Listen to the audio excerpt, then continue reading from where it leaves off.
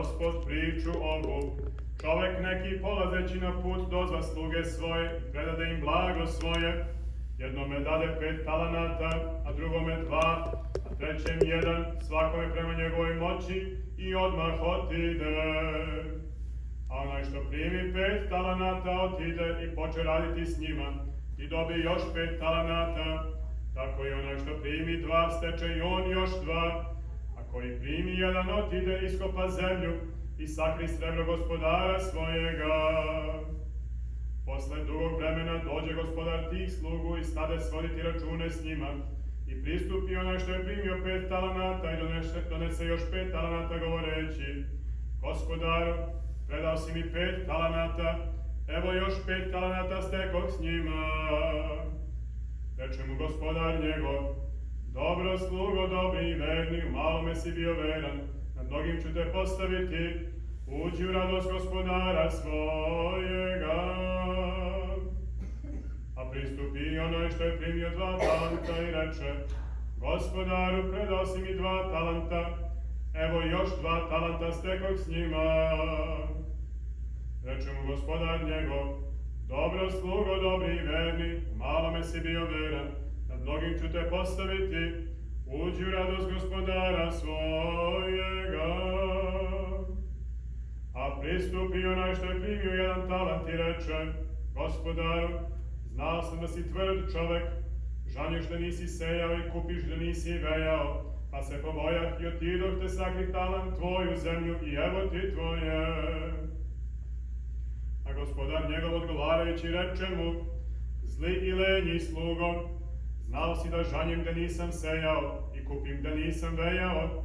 Trebalo je dakle da uložiš moj novac kod menjača, ja bih po dolasku uzeo svoje s dobitkom. Uzmite dakle od njega talant i podajte onome što ima 10 talanata, jer svakome koji ima daće se i preteći će mu, a od onoga koji nema uzet će se i ono što ima. A nekorisnog slugu bacite u krajnju tamu, onda će biti plač i škrgut zuba. Govoreći ovo povika: Ko ima uši da čuje, neka čuje.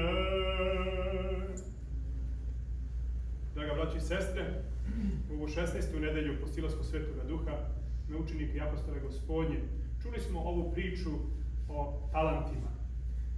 Talenti su naravno, kao što smo već govorili tokom godina i svi to znamo, darovi koje svako od nas, koji je rođen u ovaj svet, dobija od Boga. I zato mi na srpskom i zovemo te darove talentima. Neko ima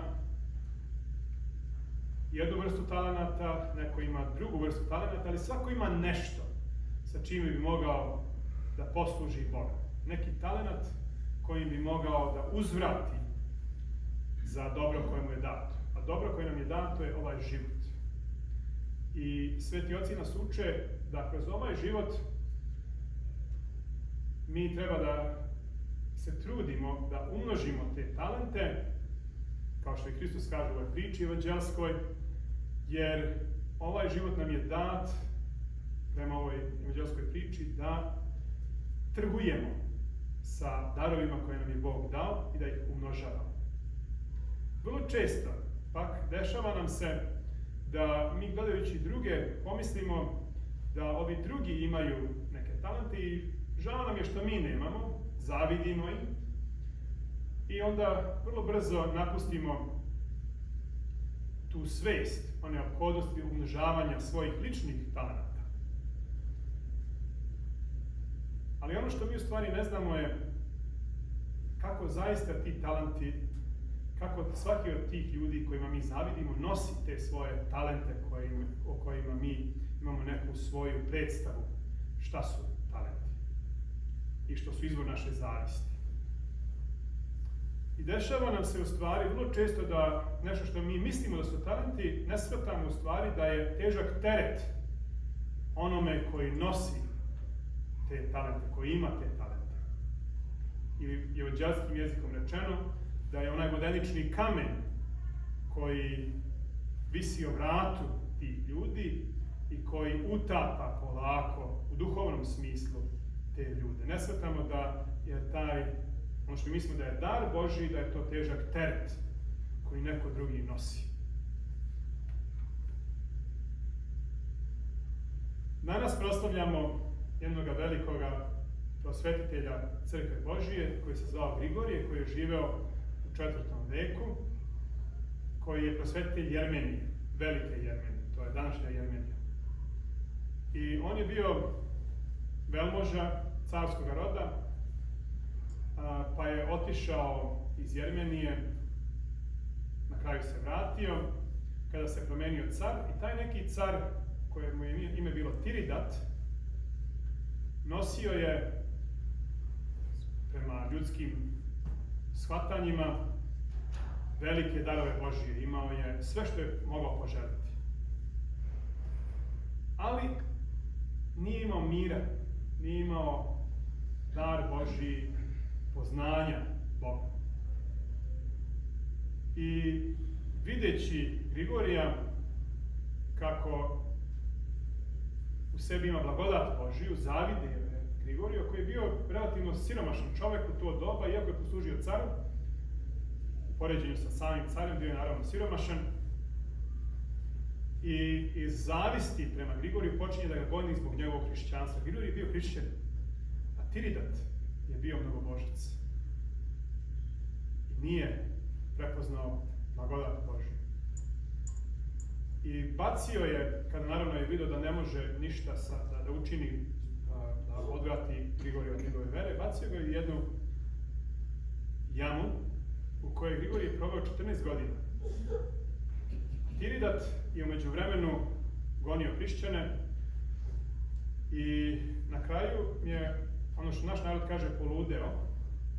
Imao je boljku jer nije nalazio mira u duševnom i duhovnom smislu, imao je boljku i bilo mu je rečeno da samo Grigorije, koga je on gonio, može da ga iscijeli i da ga izleči te njegove boljke. Kada ga je pozvao, Grigorije je izašao, preživao je u toj jami koja je bila strašna jama, tu su se razni otrovni gadovi okupljali, to je bilo veliko mesto. Izvukao je Grigorija koji je čudom Božjim preživio i molitvom njegovom je ozdravio taj car Tiridat. I kaže jedan naš veliki teolog, posle tog ozdravljenja, Tiridat, kome su mnogi zavidili zbog njegove moći i bogatstva, se toliko izmenio, postao je naravno hrišćanin, pokajao se za sve što je učinio. I kaže, toliko se izmenio da je na kraju on prihvatio život kakav je Grigorije imao, kome niko nije zavideo. I u pokajanju proveo ostatak svoga života.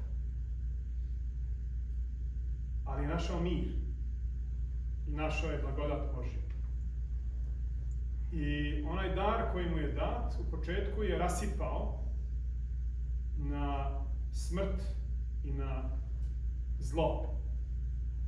Ali onda je kroz pokajanje, iako takav koji je proveo veći deo svog života u zlu, kroz pokajanje je ipak zadobio mogućnost da zaradi neki mali talent, nešto malo da bi se spasao. I zato, draga braća i sestre, neka bude pouka svima nama. Kada demon stavi u naš da smo veliki grešnici, nam nema pomoći, setimo se uvek takvih primjera iz života svetih otaca, iz istorije crkve. Da je Bog milostiv, da čeka svakoga od nas i da nam daje dovoljno vremena u ovome životu, da trgujemo sa darovima koji su nam dati. I da zaradimo, naravno mi nikad ne možemo zaraditi Carstvo nebesko, ali da dobrim delima zaradimo blagodati, da bismo mogli da se spasemo. Neka bi blagi Bog molitvama Svetoga Grigorija i nas izmenio i promenio. Podario nam pokajanje, da prepoznamo njega kao našeg spasitelja, kao dobroga i milostivoga domaćina cele vaseljene, koji nam svima daje darove, kojima se mi spasavamo umnožavajući ih. umnožavajući ljubav, umnožavajući dobro ovome svetu. Amin.